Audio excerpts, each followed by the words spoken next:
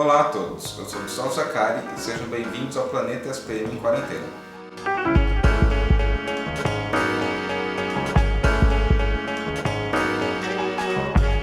No episódio de hoje, vamos falar sobre pessoas em situação de rua. A população nas ruas do Brasil cresceu 140% desde 2012 e em março deste ano foram totalizados 222 mil brasileiros nesta situação. Por conta da pandemia, este número pode crescer ainda mais. O repórter Gabriel Trindade realizou uma entrevista com um especialista no assunto para entendermos o que se passa com a população em situação de rua. Tudo bem, Gabriel? Tudo bem, Gustavo? É isso mesmo, eu conversei com o sociólogo Igor Rodrigues, que estuda moradores em situação de rua há mais de 10 anos. E conforme a definição da Secretaria Nacional de Assistência Social, a população em situação de rua é heterogênea. Tem realidades muito diferentes, mas tem em comum a condição de pobreza absoluta. É muito comum a gente usar o termo moradores de rua em vez de moradores em situação de rua. E o sociólogo Igor explicou pra gente a diferença dos termos. O termo morador de rua, ele era utilizado na década de 60 e 70, quando se tinha uma grande concentração fundiária e verticalização das cidades. Nesse momento, a gente essencializava os predicados. Desde quando eu falo morador de rua, eu estou dizendo que a pessoa é da rua. Na verdade, a situação é que configura de rua. Então, não existe pessoa de rua ou pessoa de casa. Tá? Isso não é um predicado essencial da pessoa. Falando morador de rua, o que dá a entender é isso. Em relação a esses moradores em situação de rua, o que você pensa sobre a reintegração social deles? É a falta de moradia? Não, não é só a falta de moradia. Então, do ponto de vista teórico, ou mesmo do ponto de vista técnico, eu não trato a situação de rua como desprovimento de casa. Tem muita gente ali que está na situação de rua que tem casa.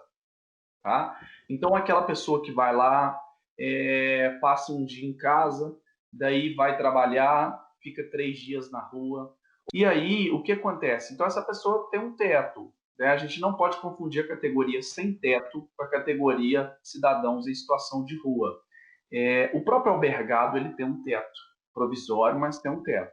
Então, eu acredito, né, que o fenômeno de situação de rua é muito maior que a ausência de um teto.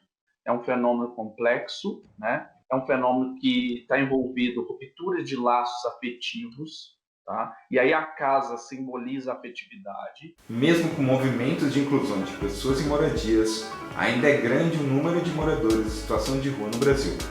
56% de toda essa população está localizada na região sudeste.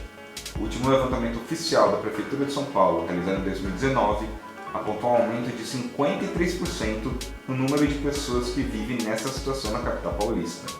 Lembrando que esse número não para de crescer. O tempo que São Paulo se tornou o grande epicentro do problema da situação de rua no Brasil. São Paulo tem hoje aí dados estatísticas oficiais, 24 mil pessoas em situação de rua. Esse número é muito maior, provavelmente seja o dobro. Igor, por que o número dos moradores em situação de rua não para de crescer? O crescimento dos cidadãos em situação de rua, sobretudo em São Paulo, porque eu não gostaria assim, de generalizar o problema, cada cidade tem as suas dinâmicas, mas claro que isso está envolvido com um problema maior também, né, mundial e também nacional.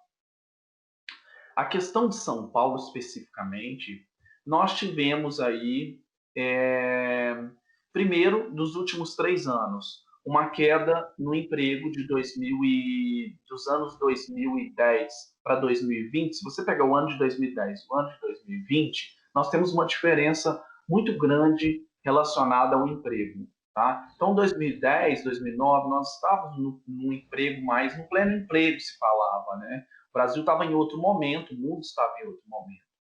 Então, esse é um primeiro fenômeno. O segundo fenômeno é a precarização dos vínculos trabalhistas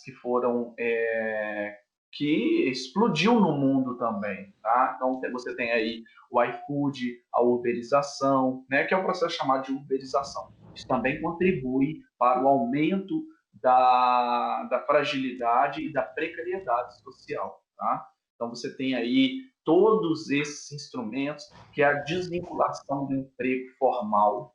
Você tira a pessoa do emprego formal e coloca ela lá no emprego autônomo precarizado. Agora, existem vários outros. A especulação imobiliária de São Paulo, do centro, é muito alta. Então, você tem, assim, pouca moradia de baixo custo no centro da cidade. As pessoas querem viver no centro. As pessoas não querem viver lá na zona oeste ou lá na zona norte, etc. As pessoas querem viver no centro da cidade. As pessoas querem viver na República, as pessoas querem viver na Luz, as pessoas querem viver na Consolação, as pessoas querem viver em Higienópolis, na Paulista, nos Jardins e etc. Né? Na região central de São Paulo. O que acontece? Um grande contingente de cidadãos em situação de rua sabe que no centro existem maior urgência, tem mais, por exemplo, é mais fácil você conseguir um papelão, mais fácil você conseguir latinha, é mais fácil você conseguir pedir, é mais fácil você conseguir fazer um programa. Então, essa população ela se aloja muito no centro. Não é à toa que ela fica ali no bairro da Luz, Sé, etc., República. Então, o baixo custo, não existem tantas moradias a baixo custo no centro de São Paulo. As moradias do centro são muito caras. E como as pessoas querem ficar no centro, existe esse processo aí que ele é da cidade, né?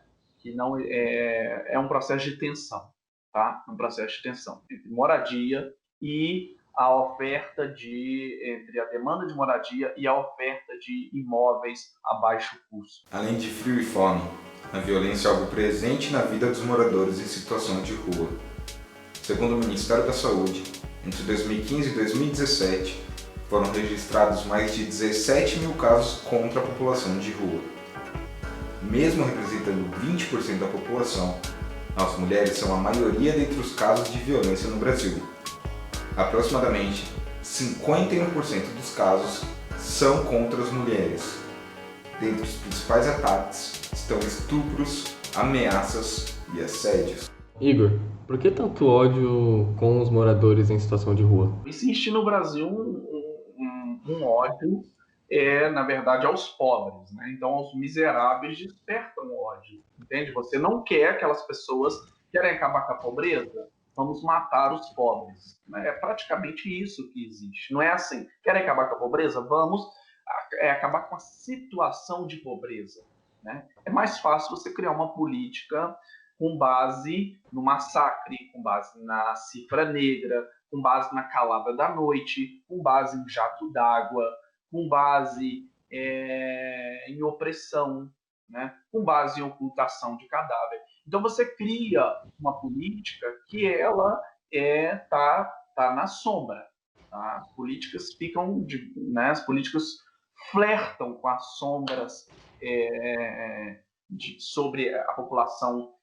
Nós temos políticas que flertam com a agressão, com um ódio, com políticas que flertam com higienismo, com o sanitarismo, a limpeza urbana. Então, o que significa a ideia de limpeza urbana? Olha, vamos lavar esses pobres aqui, esses miseráveis, tirá-los de lá, vamos desmontar os seus barracos, recolher as suas pertenças, mas isso não resolve o problema, né? Quantos anos nós temos feito as mesmas políticas, com as mesmas lógicas, né? Nós temos apelado para esses tipos de ações já faz muitas décadas.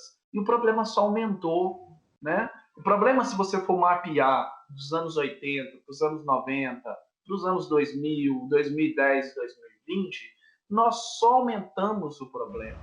Muito obrigado pela entrevista, Igor. Muito obrigado pela sua participação aqui no programa. Foi muito bom, muito obrigado. Agradecemos mais uma vez o Igor por ter participado do programa. Esse foi o Planeta SPM em Quarentena de hoje. Espero que tenham gostado e aguardamos você no próximo episódio.